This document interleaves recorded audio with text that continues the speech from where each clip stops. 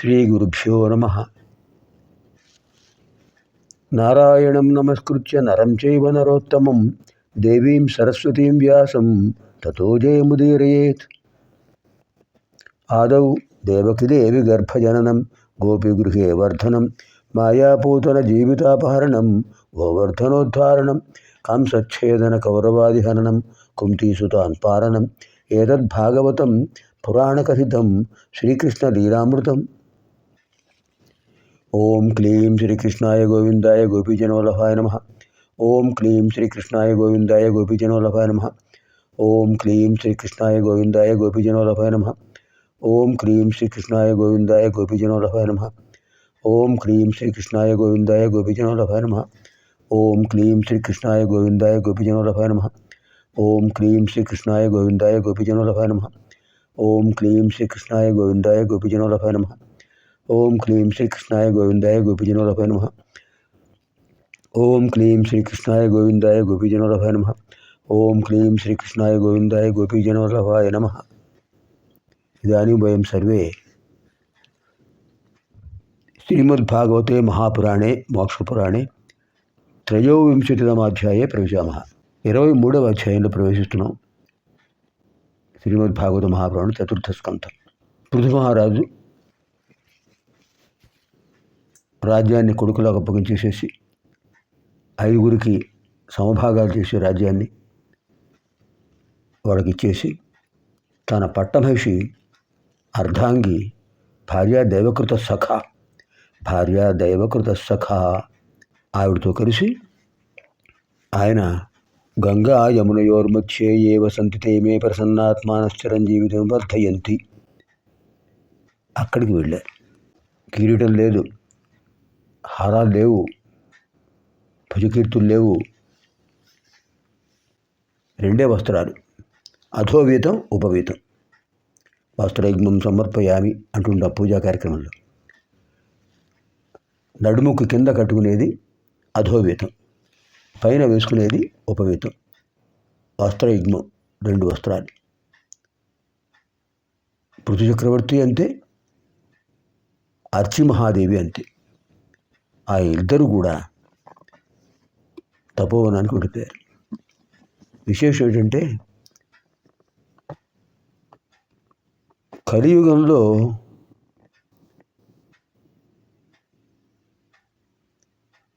ఒక 10 శతాబ్దాల వరకు అడవులు ప్రశాంతంగా ఉండేవి.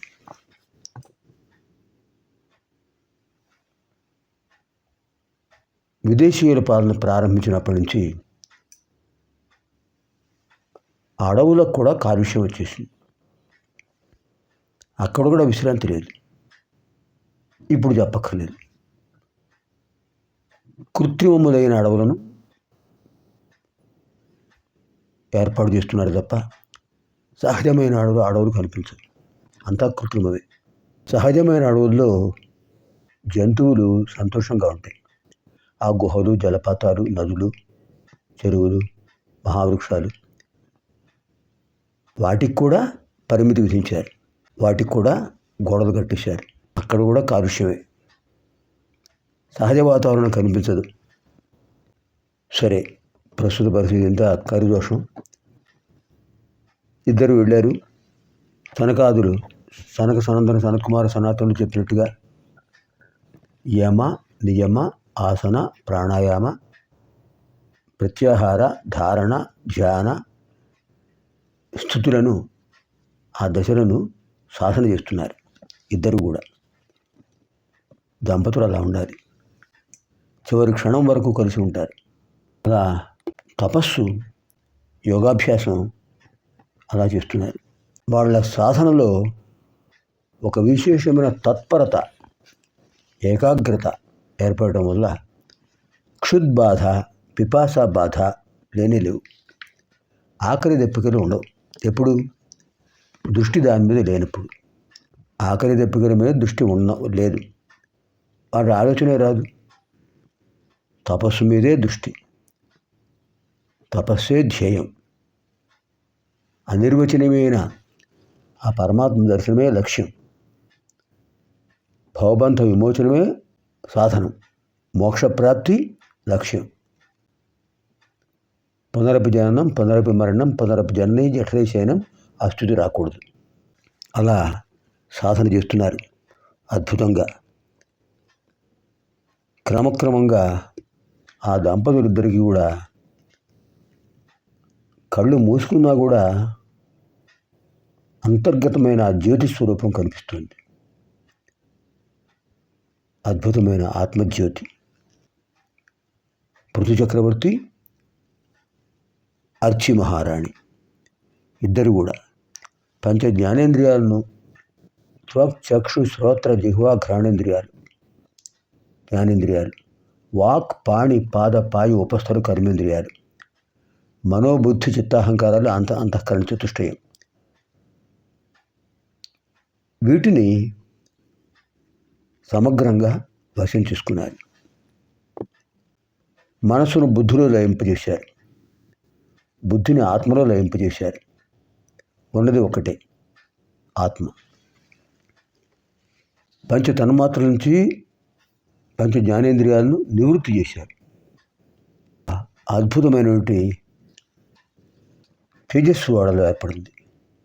పాంచభౌతిక దేహం క్రమక్రమంగా తేజవంతమైపోయింది, తేజోరూపమైంది.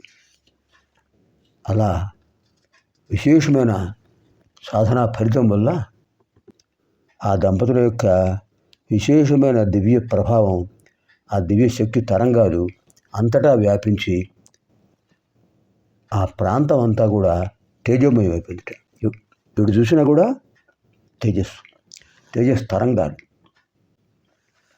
అద్భుతంగా ఉంది. వాళ్ళు తప్ప ఇంకెవరు లేరు అక్కడ. ఆ దంపతులు మాత్రమే ఉన్నారు. ఆహారం విడిచిపెట్టేశారు, ఆకలి లేదు. పాంచభౌతిక దేహంపై మమకారం ఉన్నప్పుడు ఆకలి ఉంటుంది. అసలు ఈ దేహం నాది కాదు, ఈ దేహం నాది కాదు. దేహి వేరు, దేహం వేరు. ఈ దేహం పోతుంది, దేహి శాశ్వతం. ఆ దేహిని పరమాత్మలో లయింపజేయాలి. ఇది ధ్యేయం. ఆ స్థితిలో ఇద్దరు సాధన చేశారు.